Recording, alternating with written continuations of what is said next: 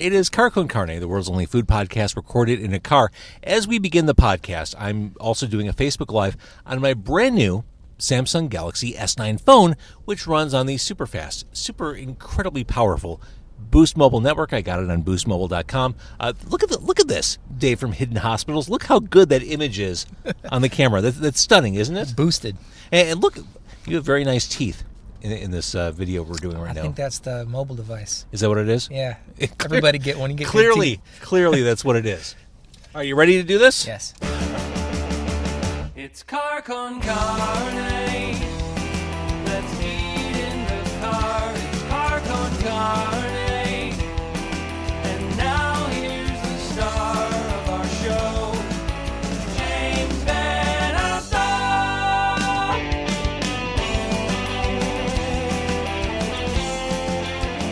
So here we are. You picked the place we're at tonight. This is a vegan taqueria. I had no idea this place existed. What's the name? Quesadilla. No, well, it's Quesadilla. La Reina del Sur. Quesadilla Reina del Sur. Mm-hmm. Okay. And you are obviously, or I'm assuming, vegan or vegetarian? Correct. That's got to be hard to do when you're bouncing around the country. You pick your favorites, and then your favorites become your necessities. So we stick to a few of them. The Subways you can get vegan at, and that's about it. It's a lot of Subway. It's a lot of Subway vegetable sandwiches. So Hidden Hospitals is an amazing Chicago band, and we're doing this on Facebook Live. As we're doing this, Rachel Raymond gave you heart eyes. See? Hi, Rach. Pat Gleason says hey as we're recording this. Hello, and Pat. So this is completely vegetarian. And you're going to make me a better person just by coming here tonight. You're going to make me a better diner by insisting we eat soy-based food. So I followed your lead. What did we get? We got some chorizo tacos and chicharrón tacos. But it's all soy. I mean, it's not Yep. actual pork chicharrón. It's not actually like sausage. Correct. So we're going to give these a shot. We're going to hold these up on camera, too. We're going to talk about your band. As I'm getting these out, as we're on this Facebook Live, when's your next show? It's very soon, right? Our next show is in Chicago on the 18th of May at a wonderful place called the Burlington Bar. It's lovely. This is so hot. I just burnt my fingerprints off, which is good. I can commit a crime now. This is good on your wallet, too. It's good for your wallet. Yeah, what, $2.75 a taco? Mm-hmm. All right, Dave, this is so hot. I'm uncomfortable. It's value. All right, so I'm assuming that since we both got the same thing, we both got chicharrón and chorizo, we just need to trade off here. And we're twinning tonight. We both got the same exact tacos, and we both got the horchata, which we've already sampled and is quite delicious. This is so hot. I'm assuming this is chicharrón. Yeah. Okay. So here, I'm going to give you. And that's chorizo. I got one. Well, we both have the same thing. So let's. I thought you wanted one of each. This is chicharrón. That's chorizo. I know, but I thought you wanted one of each. I do, but I can only eat one at a time. Okay, fair enough. So we're going to try this. Actually, we're not going to try this. This is so hot. Oh, I see. There's two in here. Right. I get it. Got it. See, now you're catching up to me. Now I got it. All right, so I'm going to hand this off to you. Ready? No. Okay. Yes. Okay, here we go. Hand off. I can't express how truly scalding these are. Do you have napkins? I warned you. Do you have napkins? We got a bunch of them. Okay. So as we're about to eat this, and we should really wait a second or two, let's give some Hidden Hospitals history. You've been around for a little while. And actually, before I even have you answer that question, Hidden Hospitals, one of the very first bands I played on my very first local music show on WKQX, on 101 WKQX. You were part of the inaugural edition of Demo 312. And here we are 2 years later. That's an honor, especially considering how tonight came to be. Well, I feel guilty. You were kind of like it was kind of a last minute thing we did here. I love it. I had a guest canceled due to stomach flu, which, by the way, I'm not sure she actually had the stomach flu, but that is the universal way to get out of anything. Mm-hmm. If you say you have the stomach flu, no one's going to argue with you because that's the worst thing ever. Does that work for speeding tickets? Oh, yeah. I had to get home. Stomach flu. Yeah, it was either get home or make a mess in the car. Do you know how fast you're going? Yes, stomach flu. Oh. So I had a guest cancel last night, and as my guest cancel every Sunday night, here's the deal. I do my show, Demo 312, on 101 WKQX, as I do the show, I also work on the show. I plan for weeks ahead. I'm listening to music. I'm making plans. And I was listening to your new music. And as I got the cancellation, I was listening to your new music. I thought, oh my God, how have I not had Hidden Hospitals on my show before? And so it was a totally last minute thing. And here we are. Here we are. So I don't want you to think like you were a second choice, but it was a last minute thing. And I'm so glad you did it. Justin Neese from Black Bear Rodeo says diarrhea is better. Better than what? I don't know. And Justin Neese, for the record, we're Facebook friends. He was talking about ways to powder his balls on Facebook yesterday. So I don't know if I even want to pay attention to what he's saying right now. Stan Payne, he's a wrestler. He's watching right now. I love this. Hi, Stan. This is good. We're expanding your audience. Yeah. Uh-huh. All right, so Hidden Hospitals history. Go. Hidden Hospitals was born in Chicago in late 2010, and we said hello to the world in 2011. And So you've been around for a bit. we have, yep, for 4 recordings worth, and the 4th one is what we're releasing in 2 weeks. We've been around the country many times to play the music that we wrote and recorded. So the new album comes out, or 10-song album comes out very soon. I'm not wrong for thinking that there's less guitar on this one. There's actually, no, you're not wrong to think that, but the interesting thing is that there's a ton of guitar work on it. It's just that it's transformed and masked, and it's hidden. It's hidden in a lot of ways. But most of the sounds that aren't drums and bass are guitar and vocals, of course. Lots of songs about relationships. Totally. Yep. Totally. And you seem like a pretty well-adjusted dude. In some senses, yeah, I think so. Well, let's talk about the title track. There's some violent imagery in there. There is, yeah. That's interesting. The album itself is a snapshot in time, and it was written in a way that I hadn't written a record before. It's always been like parsed out, and you finish stuff as you go along, and you put a placeholder in things, you go back and finish it later on. This record, Liars, was written, all the music was written at once. We parsed down from 75 songs to 13 songs to go and record. And when the music was chosen, when the arrangements were finished, Rachel and I moved to Los Angeles, and I wrote all the lyrics all at once. But this wasn't a formal move, right? This was just like a working move? Correct. It was 3 months. We wanted to spend, a friend of ours, his name's Whit, and Sydney, they have a building in Los Angeles that they're turning into a studio, and the building process takes a long time. So they had the space, we rented the space from them, stayed with our friends, got to escape a Chicago winter, and I worked on music the whole time that I was there, particularly lyrics. So 3 months, the entire record is one statement, as opposed to being different chapters throughout the course of time.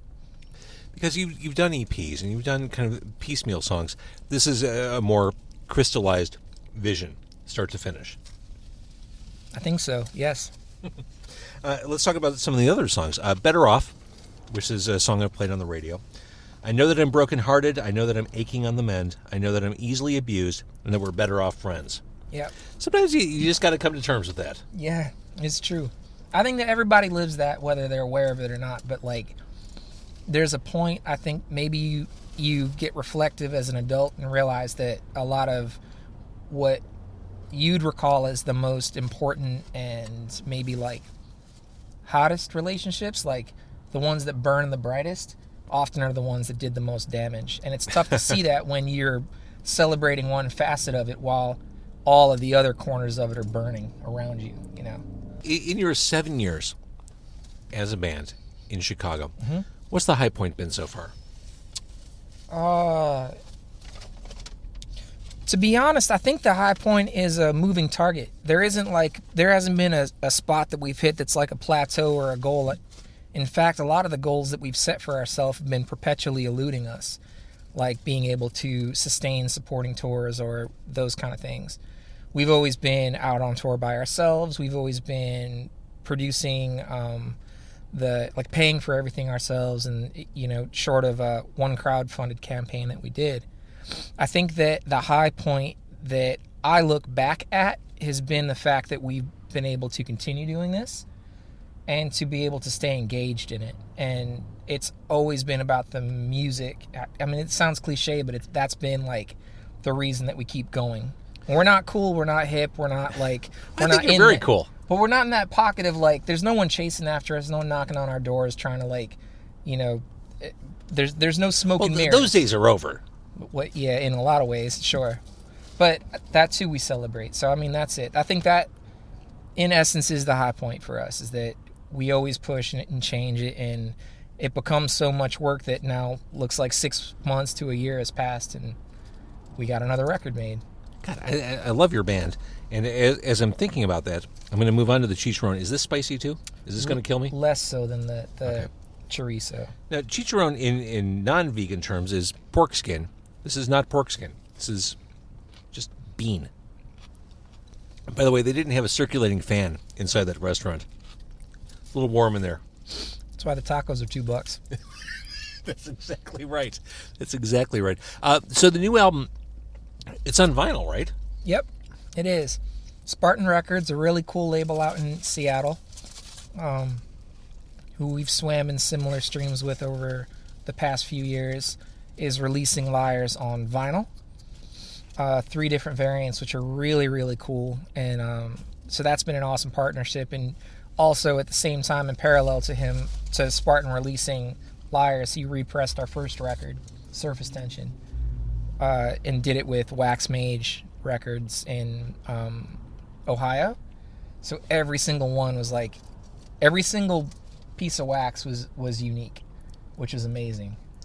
Was that important to you to get that out on record? It was, I mean, we just kind of came out into we said hello world with these postcards that we had our insignia die cut into, and we kind of vowed to never make CDs and try to perpetuate selling physical goods in a world that didn't really require them. People might want them, right? But there isn't like I'd come from that background of having to sell records. I'm actually wiping my nose as we're on camera. From the spice. From the spice. Yeah. So I apologize. All right, go ahead. Final. Die cut. Vinyl's dope. Celebrate vinyl. If for no other reason than, the physical connection to the music, I think is, I don't know if that'll ever go away for people. And that's just it. I went for many years, literal decades, without records, and I just got a turntable again. And suddenly this is really important and exciting to me. And it is that physical connection. It's the holding it. It's the playing it. It's the, I'm going to commit to 20 minutes at a time to this one band. I'm not going to bounce around like I do when I listen on my playlist online. I'm just going to, this is it. I'm in for 20 minutes, a throw. And I love it. I love displaying it. I love everything about it. That's it. That's become ritual for a lot of people, is to, set up the jacket, explore the sleeves a little bit. And you're right, like the captive environment of listening to vinyl, I feel like puts you in a much more engaged mindset where it, because to your point, it's like 20 minutes and you got to flip the record or else it's going to sit there and spin on the inner groove and just wear out your needle. So you got to be there you have to be there for it. Well, I'm at a point now. Back in the day, I donated every record I had, and I had literal thousands of records, and I donated them to the ALS Foundation. They did a thing called the Mammoth Music Mart, where they would take music donations and they'd sell them. They came to my apartment. They took away crates of records, and at the time, 20 years ago, records were done. Like no one gave a shit about records. The manufacturing plants all shut down. Mm-hmm. And here we are 20 years later, and I wish I hadn't done that. I'm glad I did. It was for charity. But now I'm trying to, buy back the stuff I gave away back in the day. Because I'm like, oh, wait, this is exciting again. It is. And what was I doing? I gave away physical music. It's something I don't think that anybody could have foreseen. No way. Dying of physical media was obvious. That we could see that coming. But the resurgence of vinyl there isn't a need for it. There's it's the first thing that's been just consumer driven. I don't even necessarily think that it's necessarily driven by nostalgia. I think it's just the fact that we've had this period of time where we haven't had this tangible anchor to experience music with, right? Right. Because you come from the time, same as myself, when I would commit to spending $16 on a record when it come out from a band that I listened to, even if I hated it, I had to stick with it because I just blew all the money That's I had on it. so true. So I was going to find some meaning. I'd sit there and read through the lyrics and listen to it and find things that I'd appreciate. And then almost all at once, it's like, oh, now this is my new favorite record. How'd that happen? So are your lyrics on the vinyl version? They're not in the jacket, but they'll be available digital for people to kind of go along with. It was an intentional choice not to print them. Although they're on your SoundCloud. Or not SoundCloud, your Bandcamp. They're on the SoundCloud, yeah. They play with the songs on the SoundCloud. It's not that we want to keep them, I just didn't print them with the record. When you worked on the songs in Los Angeles, it really was to go there and kind of woodshed, right? Yep. And that was effective? Like, why couldn't you write the songs here? I'd written songs here, but I think that there's something... I work from home, and there's that duality of, like, professional work, and then there's music, and there isn't really a time to shut off. So when you work from home and, yourself, like you're in the car, right, there's going to be an element of this being your studio that's always going to be attached to your time in the car. This is no longer like this freescape of, this isn't a blank slate anymore. There's utility here. So our house got to be that way, right? Like, so nowhere could I go where I wasn't reminded of all the things that I needed to get done that were unfinished, that were untethered, that were just... So we figured, let's spend some time in a place that we haven't. And in that time, I'm going to give myself this is my one goal. This is my reason for being here. This is the thing I have to work on. And I'd never done it that way before. It'd always been like, these are the things that aren't done, work on them until they're finished. So going to LA, I wanted that kind of like, no, there wasn't any existing influence. It was only what was here up in my head and, the music, the sound of the songs. So that was it, in a little snapshot in time. Now, the other people in the band, when you bring these songs to them, is there a lot of back and forth, or are you kind of that almost like Billy Corgan autocrat, like here I am, I've come down from the mountain with my music? Yeah, that's it. Like I'm the creator in the group, right? And so that the goal is to, and I know that you know this just in that creative process, but like nobody understands your crap as well as you do. So when it can't speak for itself, you have to kind of like reel it back in after you try to show someone something that isn't ready to speak for itself. Right. So my goal is to always get the song, the idea, the general impression to the point that I don't have to explain it, and then we collaborate. And that's been a fruitful thing. So like, go through and sequence the song out, program a general drum direction, and then be like, Jared, here's the general vibe. Take this and you go woodshed it and come back with variants on what's here. And that brings the human feel to it. Woodshedding is a very Chicago thing. Mm-hmm. Very Chicago concept. Always has been. Fortunately, we get 9 months of winter, so exactly it helps with that and the winter beard. I just started growing one. Do I look rugged? You look rugged. Thank you. You're very kind. Must be making something. That's exactly right. I'm working on a podcast, actually. All right, so Hidden Hospitals, by the time this podcast hits, the album will be available, and they can go to hiddenhospitals.com. They can find you on Bandcamp. They can find you on Facebook. Hopefully they've seen you at Burlington by the time they hear this podcast. Hope so. And hopefully we'll see you a lot. I mean, are you touring this summer? Will we be able to see you again? Yeah, absolutely. We're actually playing Due Division also, which is... Oh, great. We're looking forward to. We're playing the middle date. I think it's the 2nd of June. And I think you guys you have the right sound at the right time. It seems like, from what I've heard so far of Liars, it's awesome. Like it's totally in pocket. Thank you. We're stoked to get it. It's weird, like releasing a record. There's a lot of weight lifts from your shoulders. I bet. And coming into a summertime and being here for it instead of being like we've just packed up to leave. Really looking forward to at least a little bit of summer in Chicago. Like these are rare for us. Right on. Well, Hidden Hospitals, love the band.